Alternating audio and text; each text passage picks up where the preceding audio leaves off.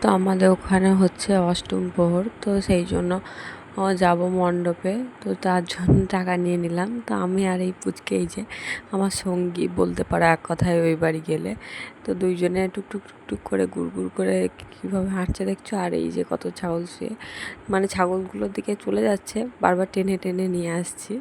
তো আমরা যাব ওখানেই মণ্ডপে। তো এই যে কথা বলতে বলতে চলে আসলাম। তো ওখানে হরিনাম হচ্ছিলো, রাস হচ্ছিলো, তখন বিকেলবেলায় তো ট্রেলার হচ্ছিলো। তো এই যে দুইজনে বসে আছি, দুইজনে কারোরই দেখার কোনো ইন্টারেস্ট নেই। মেয়ে কেবলমাত্র সবাই গিয়েছে সেটা দেখবার জন্যই গিয়েছিলাম, বিশেষ করে 5-10 মিনিট ছিলাম, তারপরে আবার বাড়ি চলে এসেছিলাম। তো এই যে দেখো কত লোকজন সব বসে বসে দেখছে।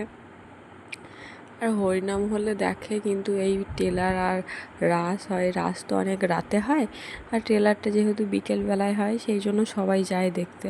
তো এই যে দেখো আমরাও একটু বসে বসে দেখলাম ওই রাক্ষস, তারপরে কৃষ্ণ, সবাইকেই দেখলাম। তো তারপর ওখান থেকে আমাদের মন না লাগায় ওখান থেকে আবার আমরা বাড়ি চলে আসলাম।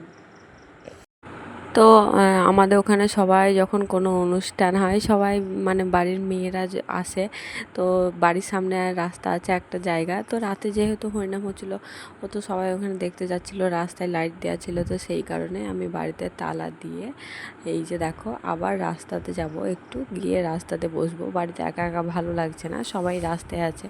আর মারা তো গিয়েছে হরিনাম শুনতে। সব ইয়ং মানুষরা, মানে অল্প বয়স যাদের, তারা হরিনাম শুনতে যাবে না।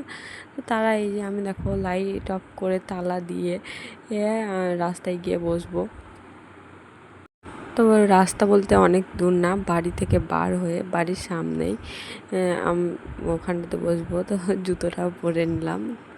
তো এই যে দেখো বসে আছি, পুচকিটাও আছে, আর পাশে মিমিও আছে। তোমরা অনেকেই দেখে থাকো আমার ভিডিওতে, ছবিতে।